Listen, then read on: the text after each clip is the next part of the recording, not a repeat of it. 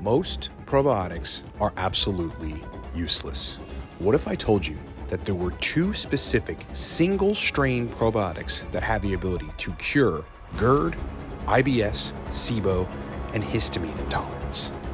Strap in, my friends, because we're about to get into it.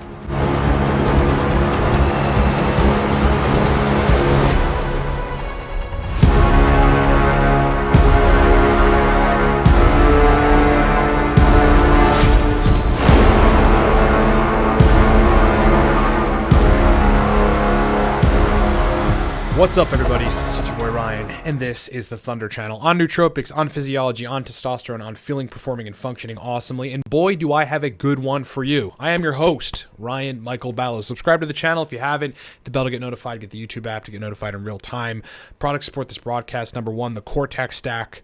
Number two, the Torque stack. Torque today, we extended the BOGO, so it's buy one, get one free for one more day. Coupon code is Torque BOGO. Lastly, if you need to hire me for biohacking consulting, you can do that at livecortex.com. And again, I'll explain all that stuff later. All right, friends, so I wanted to get right into this video because this is a really important one. And first, I want to start off by saying, no, this is not clickbait. All right, my entire life has been dedicated to understanding the nuances of health and physiology. I mean, on average, I spend probably about 2 hours a day in well-respected scientific journals. Also worth noting, I have had some substantially bad gut problems myself. So if you're somebody with GERD, IBS, SIBO, histamine intolerance, or other gut problems, we're kind of one and the same, right? I understand what you've been through. I understand you've tried this, tried that, tried this diet, did this elimination diet, tried this supplement, and nothing really ever worked. So with that out of the way, before we go further, I'm going to get right to these species that you should be taking if you want any shot at curing your gut ailments. And they are, number one, Bifidobacteria longum, and number two, Bifidobacteria longum subspecies infantis. And there are a couple specific strains. These are numbered strains of those kind of top level bacteria that you should be taking, and I'll get to those in just a second. But there's a few important things that you need to understand, so please continue watching this video. As far as like why regular probiotics do not work well for you, and why instead you need to focus on single strain species. All right, so enter traditional probiotics. The problem with your run-of-the-mill stuff that you get at the store or wherever on the web is that they usually put the same, couple, it's like the usual suspects all thrown together in one probiotic supplement, and they just want to send that to the masses. And usually those supplements are predominantly lactobacilli dominated probiotics. Now, lactobacilli are actually natively part of the human gut, but for a lot of people's gut problems, they actually make things worse. And one of the major things that I think a lot of people don't recognize about them is that they are histamine producing species. Not all of them, but a good bit of them in regular probiotics, they actually make you produce more histamine. And overproduction of histamine is going to almost always lead to pro-inflammatory cytokine release and inflammation, which is, how are you going to heal gut problems when you've got ongoing inflammation? You're basically not. It's going to make it worse. A lot of people that try random probiotics to make their gut better or whatever end up being worse because of this, right? And I'm not sure if the mechanism is some sort of overproduction of histamine, which leads to like a breakdown in the functioning of DAO, diamine oxidase. That's the enzyme that's supposed to break down histamine in your gut. But it is the case that, a lot of the lactobacilli species and the regular run-of-the-mill probiotics are just not good for people. But this is where these two Bifidobacteria species come into play. And again, focusing specifically on single strain probiotics. So Bifidobacteria longum subspecies infantis, which used to just be called Bifidobacteria infantis. It's now a subspecies of longum because molecularly and genetically or otherwise they're very similar, is so named infantis because it is the predominant gut microbe in babies and infants when they are born. Something like 80% of your gut microbes are literally Bifidobacteria infantis when you are young. And Bifido, in fact, is responsible for the catalyzation of other gut microbes. It actually helps produce other gram-positive gut microbes, which then produces sort of a diverse microbiota for the host. But what's important about infantis and just regular Bifido longum, and again, I'm going to get to a specific strain in a minute, it actually gets more detailed than this, is that they are actually able to break down histamine. A lot of people with histamine intolerance are missing Bifidobacteria species in their gut. And this is actually more telling than you would think, because if you scour the research, and I have, like having had gut problems, which I'm going to get to, and having been recruited to help other people's gut problems, it turns out that most people with histamine intolerance, just as an example, as well as other digestive orders, are almost always found to have decreased levels of Bifidobacteria. In this paper called Microbial Patterns in Patients with Histamine Intolerance, it goes on family level, HC, which stands for healthy control. So these were people that were healthy and did not have gut issues, showed a significantly higher abundance of Bifidobacteria compared to the study groups with the lowest levels of Bifidobacteria species in the HIT group, which is the histamine intolerance group. What that's saying is healthy controls, healthy people, no histamine intolerance, no gut problems. They have an abundant amount of Bifidobacteria in their digestive tracts.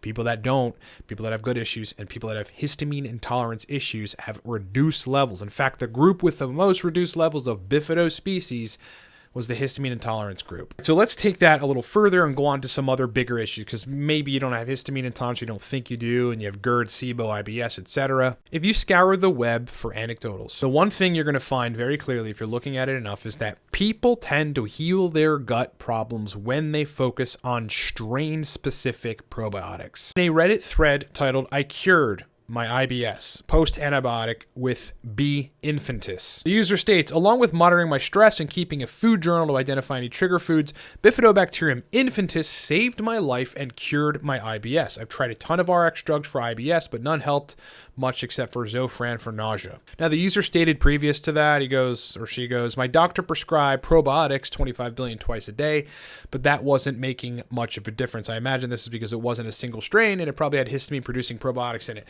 Exactly what I'm trying to tell you, people. Like, this is a fucking very important video, man, because I have worked with people where we've been able to resolve their gut issues using these strains, and it's just like person after person after person after person after person after person after person after person. It's like everybody, bro, has problems with these lactobacilli probiotics, right? People that have gut issues, they just cannot tolerate because they're histamine producing. But when you bring in single strain, and these Bifido strains particularly, people get better. Another thread, and I'll get to GERD and SIBO in a second for those of you that have that. Another thread titled, "I've somehow managed to cure my IBS-C with BB536 probiotic strain." She goes, 19-year-old female.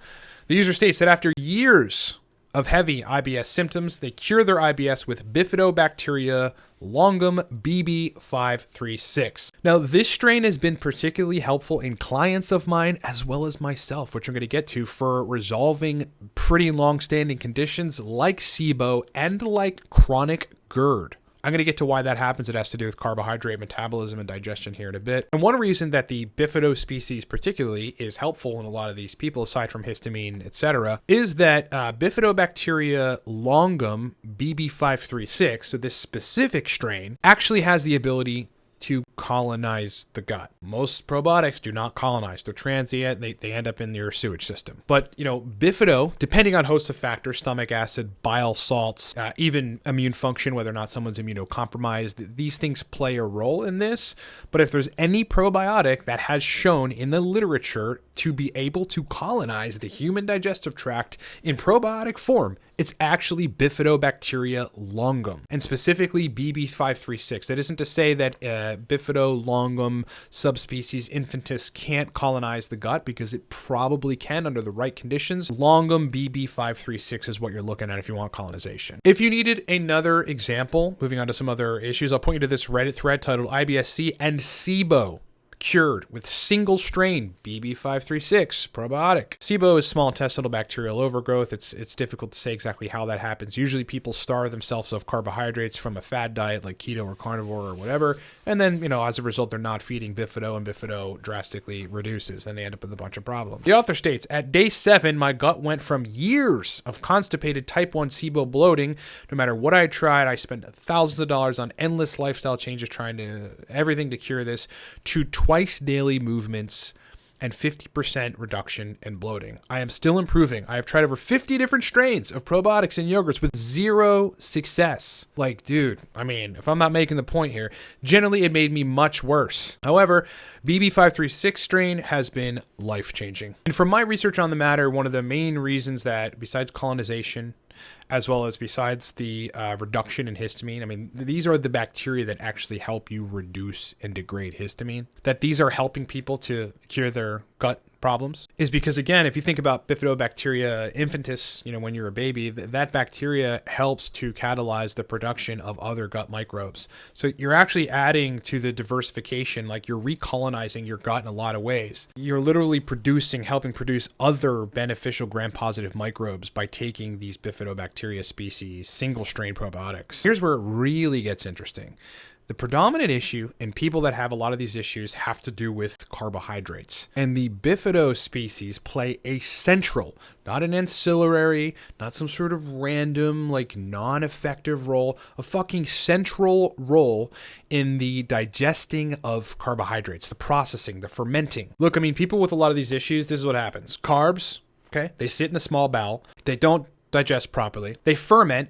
They either create methane or hydrogen. And those wreak havoc on your gut motility, like the speed with which you actually process your food, turn it into chyme, absorb your nutrients, and then, push it to the large bowel. That, improper carbohydrate digestion, particularly in the small bowel, is behind GERD, SIBO, IBS, histamine intolerance, and a lot of other digestive disorders. Now, if you go back to people that have a lot of these issues, what you're going to find is that they have relief when they remove carbohydrates or they drastically reduce carbohydrates. Now, this happens temporarily. It's not sustainable, and they have to basically kind of continue to avoid carbohydrates, which then brings in hosts of other additional issues, not the least of which is you're not continuing to populate or help populate the right species of bacteria. Carbohydrates feed a lot of the good gram-positive microbes. Well, then you're going to run into energy issues, potentially electrolyte issues, aldosterone signaling malfunction, and all these other problems that people on long-term strict no-carb or low-carb usually eventually get.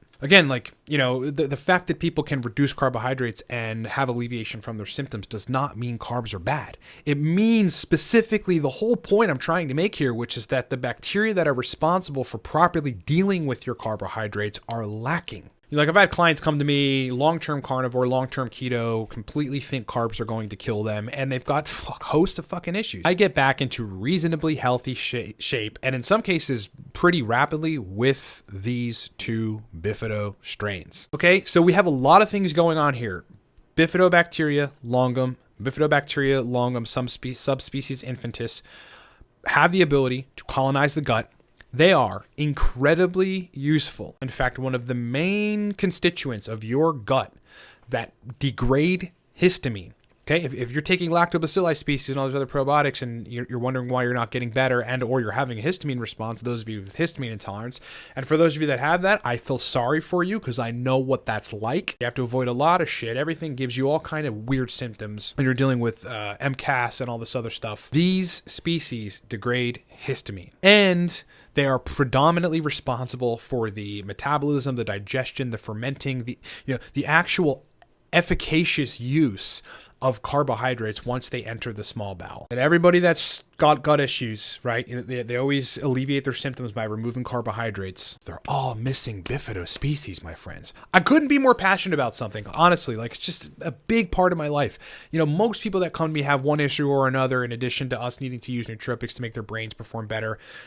A lot of people have gut problems, and I have had it too. I had a stint of LPR, which is reflux, but it refluxes into your larynx. That's why they call it laryngopharyngeal reflux.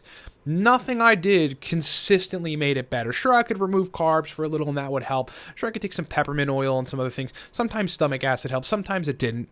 But it wasn't until I repopulated the Bifidobacteria species, specifically using both of these. So I used Bifido longum infantis and I used Bifidobacteria longum BB536. And I digest my food amazingly now. I have next to no problems. I'm like a normal person again. And that is because of these strains. So, in addition to what I just said, which is all important about carbohydrate metabolism and how these Bifido species help that, how they help you break down histamine. And one of the number one things I want people to take away from this is not only to use these strains singularly. You can try them both, but I'd try them singularly first individually and see which one helps the best. But importantly, don't go out and buy the it's 40 billion, so it must work, probiotic, which all has lactobacilli in it. You know, for major gut problems, you want to largely stay away from the lactobacilli. You want to go with the Bifido species, and you want to focus on single strain probiotics, my friends. And these two are the best single strains to do it. As far as timelines, etc., I mean, you're going to have to monitor your symptoms and monitor what happens. You may even feel a little more bloated or particularly worse first couple days that you're taking them. Don't stop taking them. Continue taking them. You're probably going to have to give it 3 weeks, a month or more, and then kind of you decide whether or not to continue taking them thereafter. But ultimately, longer term issues, you should probably maintenance dose some of these species to keep things, under control. I hope I've been helpful. I hope this has been useful. Thank you so much for watching. As I said in the beginning, a couple products support this broadcast. Look, if you're into performance, nootropics, functioning awesomely, feeling and performing great, I've got 2 great products for you. Number 1, the Cortex stack. This is a nootropic stack. I built it back in 2015. It was my modafinil alternative. Like, it's that strong. Very, very potent, dopamine-centered productivity, motivation, verbal fluency nootropic. It's called Cortex, and you can literally buy a bottle and have it shipped to you in 2 days at livecortex.com or down in the description of this video. Secondarily, and yes, we extended the buy one get one free on our most popular stack. It is the Torque stack. We extended it for 1 more day. So today, Thursday, that's it. Buy one get one free is over today. Okay, use the coupon code TORQBOGO for the Torque Nootropic Stack. This is 6 to 8 hours of energy, man. Clean stimulant energy. An Adderall alternative that doesn't make you feel weird, just gives you energy, man. Plus, if you'd like to work with me, ranging from resolving your gut issues to building you nootropic regimens that are actually targeted to your brain so that you can feel, perform, and function awesomely, to dialing in your TRT protocol to raising testosterone naturally, to a whole host of things in between. You can hire me in under a minute at livecortex.com. I have a number of different either singular calls if you want expert guidance on one thing or the other, or programs to work with you longer term. All right, pleasure being with you.